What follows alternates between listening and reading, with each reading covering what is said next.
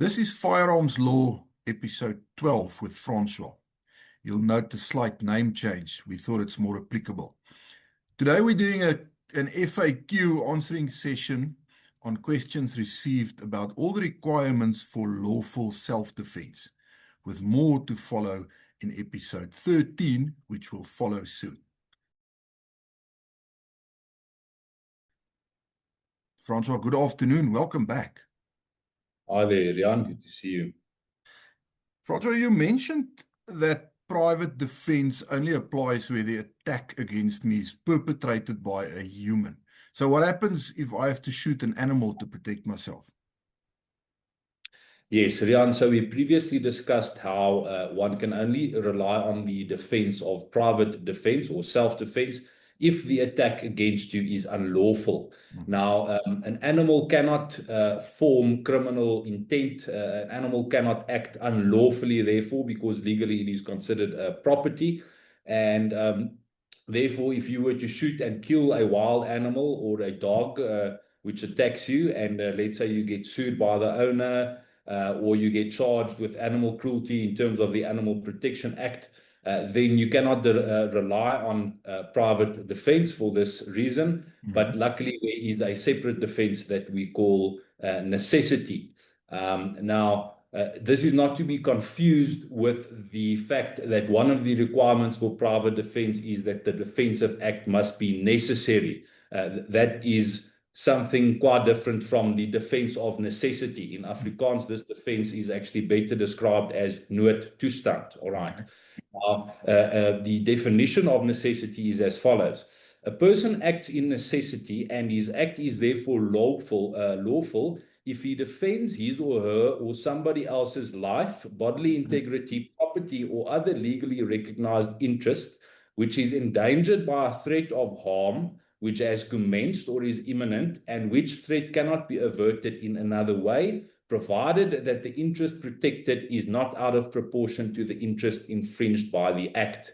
All right, now that is quite a mouthful, but that is the definition by the same Professor C.R. Snyman, the South African criminal law expert who we dealt with, whose definition we dealt with previously with private defense. Right, now, just to simplify this, it essentially says that because of the force of circumstance, a contravention of a legal norm or the infringement of the legal interest of another person could be excused in certain circumstances.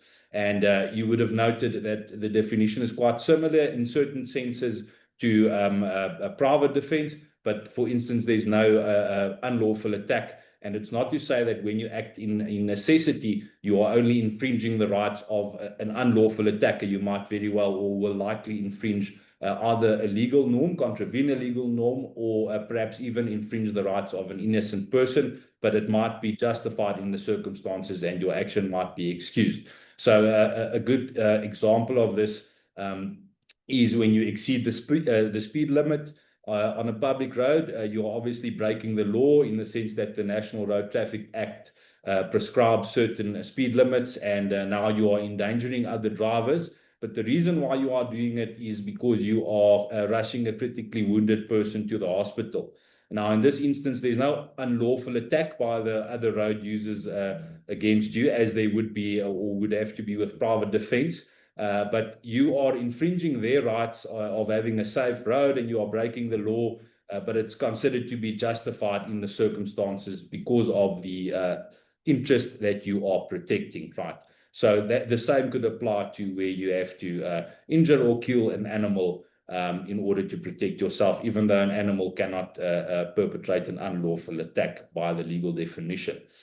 You will note one thing that stands out, Rian, is that it still requires proportionality, just like private defense. So this defense also has a bunch of requirements, but that's typically what you would rely on in an instance where an animal is involved. If the animal is used as an instrument, in other words, the owner puts the dog on you, you could still rely on private defense in a sense, but it might be that necessity also applies in respect of possible civil claims or charges pertaining to the killing of the animal itself. Okay. The Defensive Act must be necessary, and there must not be another manner in which the attack can be avoided or warded off. What I want to know is this: does that mean A, that I have a legal duty to attempt fleeing when I'm attacked, and or B, that I must first try and fire a warning shot before shooting the attacker?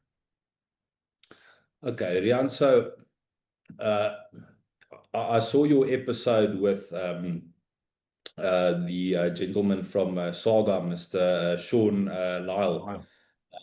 And you guys dealt with essentially with castle doctrine and standing your ground, and whether or not you have a duty to flee, and how we must perhaps develop the South African law in that context to the benefit of lawful firearm owners, or let's say law-abiding citizens who want to defend themselves against criminals. Now, let me answer the question. Whether you have to flee or not, or whether there is any duty on you to flee. Now, this castle doctrine that you and Sean discussed, this is a broad term which could mean many things, depending on in which legal context or which jurisdiction you use the term. But essentially, it deals with the situation, or it describes a legal system within which you have no duty to attempt to flee from your own home. The saying is, your home is your castle, and essentially it deals with an express right to stand your ground and defend your home with force. Okay. In other words, the opposite of any form of duty to flee. All right. Although, as you guys rightly pointed out, it is not per se part of our law, this castle doctrine, we also do not have a specific express duty to flee from an unlawful attack perpetrated against us. The question of attempted flight, or whether or not you must attempt to flee, is a factor, or whether or not you were required or should rather have fled in a given scenario, is a factor that is considered in judging private defense, but it's not an absolute requirement for lawful private defense, if I can put it that way, right? Okay. But we did discuss the express requirement that the Defensive Act must be necessary. So that implies that you must be able to explain why you couldn't flee, or even if you could, why it was reasonable not to do so, right? Now, there might be very well a good explanation for this in your typical defensive scenario. For instance, let's say you couldn't abandon your children, even though there was a route that you could flee in, or a direction. You couldn't abandon your children or your loved ones while this robbery was in progress. Or perhaps you didn't know whether there was a plausible exit strategy, and you had no time to make that determination before having to act by using this certain force against the unlawful attack. It could also be that it's dangerous to flee.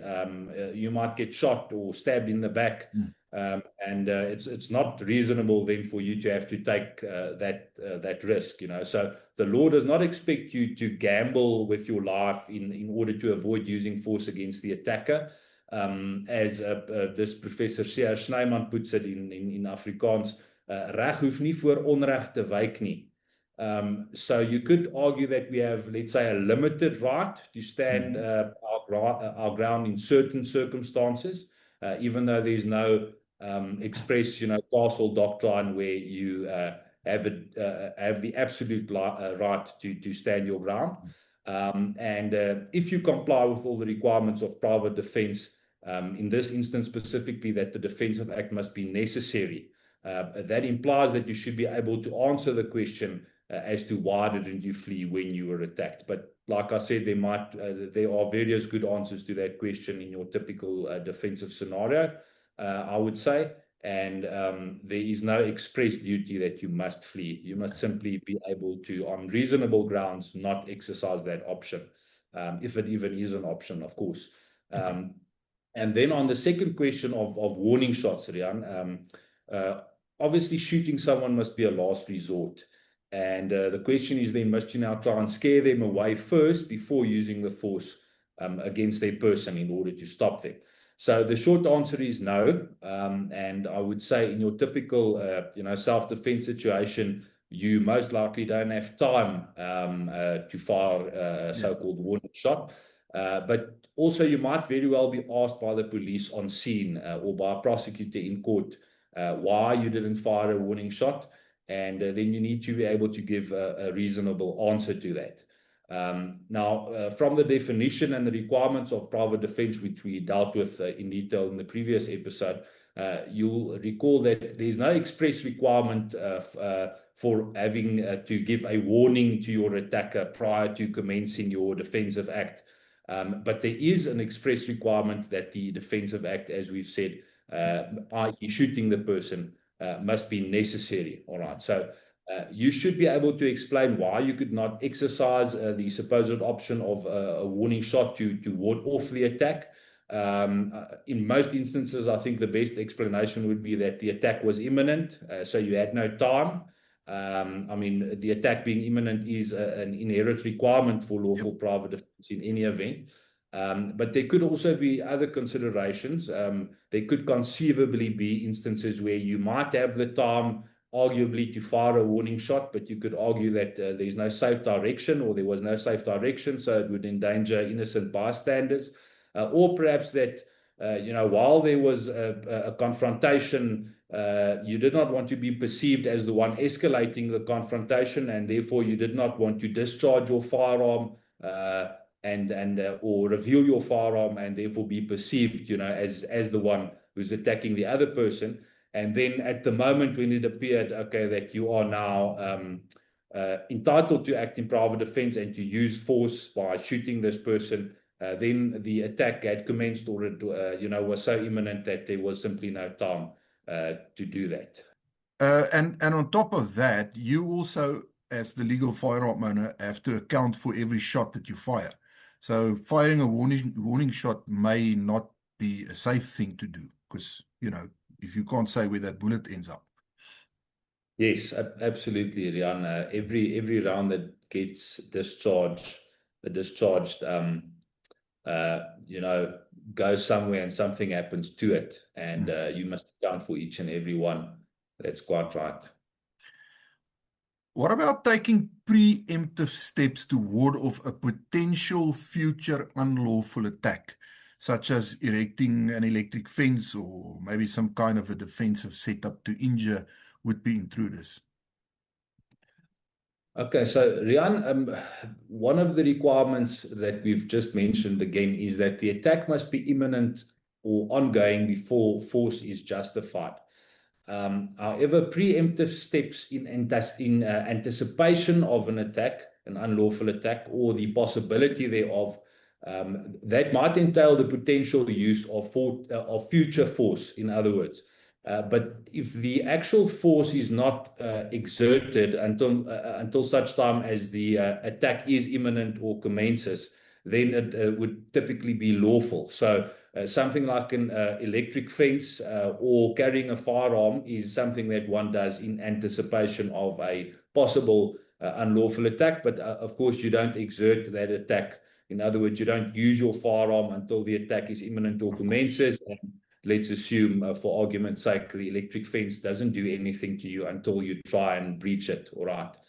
An electric fence and a sharp palisade, for instance, that is also intended to deter people in advance, even before they have commenced or even before an unlawful attack is imminent. And that obviously is in principle lawful. But threatening someone that you'll shoot them in advance or in anticipation, of a potential unlawful attack is obviously unlawful. Remember the threat that you'll shoot someone, for instance, that in itself is a form of force. And you may only use that any form of force proportionally once the attack is imminent or ongoing. So it can be murky waters sometimes, especially with something like, a defensive device, or let's say a trap that you set up for intruders. But preemptive steps can be perceived as, you initiating an unlawful attack from your side, as opposed to a defensive act. Or it could also be perceived as the intention to exert serious force even prior to knowing what level of force will be justified in this unknown future unlawful attack against you. Yes. So notice board saying all trespassers will be shot. That could imply that you intend to shoot even an unarmed trespasser who's actually fetching their rugby ball, which went over the fence. Yes. And you're going to have a big problem with proportionality between the right infringed here, in other words, your right to your property or the privacy in your own yard, versus the right against which your defense is aimed, let's say the life of this person. So, preemptive steps can obviously cause harm, or they pose a risk of potential harm to persons other than the would-be or future attacker. Like an electric fence could shock a person who is lawfully on a premises, unaware of the electrification, or a trap can somehow injure a person who was not on the property for any lawful purpose. So, you must make sure that any preemptive steps don't harm innocents. That's, for instance, why we have signage on electric fences that are a legal requirement. And you must also ensure that the force used against this future unlawful attack won't be disproportionate. You could argue that's why the voltage of electric fences are also limited to ensure that whoever gets shocked by it, supposedly someone who ignored the warning on it and is now there for an unlawful purpose, that they won't get disproportionately injured, because it might be that their intention was simply to retrieve their rugby ball, just to a simple enough example. So any preemptive steps like a defensive device or a trap that poses an indiscriminate risk, that the wrong person could get injured or killed, you will have a problem with the requirement that the Defensive Act must be directed at the attacker, and it must be an unlawful attack, not against the person who might have a valid reason for having been on the premises and having set off the trap. Let's say a fireman breaking open the entrance gate to your home to extinguish a fire on the inside, and now you get seriously injured by this trap that was actually intended for someone breaking open the gate for some unlawful purpose, which you would typically expect. Okay. So also the requirement of proportionality. The exact nature of this future attack is unknown when you set up a trap or some deterrent measure. So it's unknown how much force will be justified against this robber or intruder, which are two different things. And if the trap can cause serious harm or death, how do you ensure only those criminals who would have been entitled to, who you would have been entitled to shoot, had you been there, will set off the trap and then suffer serious injury or death? So it's a fine line. It's a fine line, but yes, preemptive steps could be lawful, provided the force will only be exerted against the actual attacker, provided it's necessary, and provided it's proportional to the interest being protected. Last question. My right to act in private defense ends when the attack ends. Does that mean I must stand by and watch while a robber who has just shot and killed my family runs away? Isn't there some other defense that I could rely on in order to stop him from getting away? Okay, so let's assume this robber has now robbed people or even killed people and he's running away. Let's assume he's no longer posing any risk to anyone on the scene. He dropped his weapon or whatever it is. You can't act in private defense against this person because the attack is not imminent or ongoing. It is already over. So that would assume that you are now taking vengeance by shooting him in the back. And obviously private defense is not intended for that purpose. But essentially in the question, you want to bring this person to justice, have them arrested, to avoid them getting away with this, right? So luckily there is provision in the Criminal Procedure Act of 1977 that essentially gives private persons the right to arrest persons in certain circumstances, right? So, okay, I'm going to quote section 42 of the Criminal Procedure Act, which provides as follows. Any private person may without warrant arrest any person who commits or attempts to commit in his presence or whom he reasonably suspects of having committed an offence to referred in Schedule 1. That's typically let's say your serious violent offences. or any person whom he sees engaged in an affray, which basically means the person is committing violence or threats of violence in public, and he's causing people to be fearful. And then the section also provides some further circumstances, but it then further says that any private person who may without warrant arrest any person under subsection 1, in other words, like I've just said, may forthwith pursue that person and any other private person to whom the purpose of the pursuit has been made known, may join and assist therein. So essentially that says you as a private person may without a warrant arrest another person in certain circumstances, and you and another person may also pursue that, let's call it a criminal or suspected criminal, for the purpose of arresting them. Okay. Now, as you noted, this says nothing about using force. It essentially says you may deprive someone of their liberty or of their freedom of movement, and you can, hold them against their will for purposes of handing them over to the authorities as soon as possible. That's what you can do. But what about using force? Because let's assume in the example, this guy will resist and he is obviously running away, right? Now, that's where Section 49 of the Criminal Procedure Act comes in. That section provides as follows. If any arrester attempts to arrest a suspect and the suspect resists the attempt or flees, or resists the attempt and flees, when it is clear that an attempt to arrest him or her is being made, and the suspect cannot be arrested without the use of force, the arrester may, in order to effect the arrest, use such force as may be reasonably necessary and proportional in the circumstances to overcome the resistance or to prevent the suspect from fleeing. But in addition to the requirement that the force must be reasonably necessary and proportional in the circumstances, the arrester may use deadly force only if the suspect poses a threat of serious violence to the arrester or any other person, or the suspect is suspected on reasonable grounds of having committed a crime involving the infliction or threatened infliction of serious bodily harm, and there are no other reasonable means of effecting the arrest, whether at that time or later. All right. Once again, quite a mouthful, and as you've heard, it lists various requirements that must be met before one can use force during an arrest.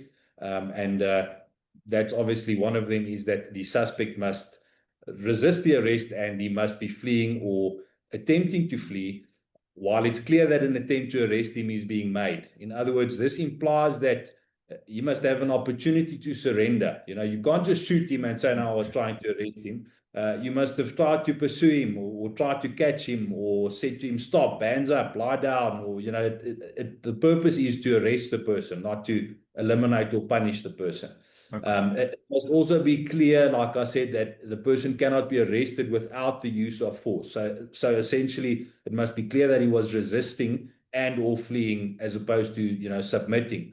And it must be reasonably necessary and proportional to overcome the resistance or prevent the fleeing. So like I said, not to punish him for the crime, it's to arrest him and to hand him over to the system. That must be clear on the facts. And you can only use enough force to actually stop him from getting away and to restrain him, to prevent harm, perhaps. You cannot use more force than that. So, and then specifically, deadly force can only be used if the person poses a threat of serious violence or reasonably is suspected of having committed a crime involving or a threat of serious bodily harm, which obviously would be the case in our scenario.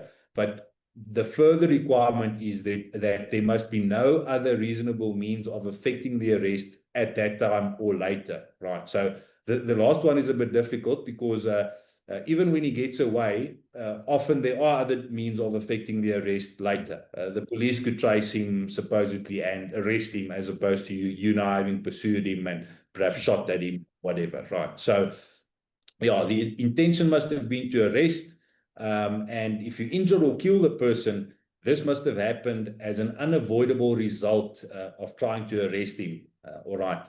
So, yeah, we could spend a lot of time on that and how the courts interpret it. Yeah. But suffice to say, this section, which essentially permits the use of force in certain circumstances. This has been amended a few times over the years to make it stricter in order to limit what you may do in effecting the arrest. And our courts apply it quite strictly. And it certainly doesn't give you a license as a private citizen to perform forceful arrests left and right. And it's clearly intended when there are no other means available to bring the person to justice at that time or later, as I mentioned. And one would obviously consider the practical and the tactical risks of pursuing a supposed violent killer on the run. But yeah, in principle, you could justify using force and even potentially deadly force against an attacker after the attack, not based on private defense, but based on your authority to arrest in limited circumstances and to use force in very limited circumstances. Okay. Episode 13 will follow soon after this, and in that we will discuss more frequently asked questions on lawful self-defense, so keep an eye out for that. If you like this episode, please click the like button. Please subscribe to the channel and smash that bell icon so you can get notifications of new videos coming out. And as always, if you are interested in any of the training offered under the Loan Operator and Fortis Proactive Defense Solutions programs, there is a link in the description below the video. Check it out. We look forward to seeing you on a range one of these days. Francois, thank you so much for spending some time with us. Thank you, Riaan. It's been a pleasure like always.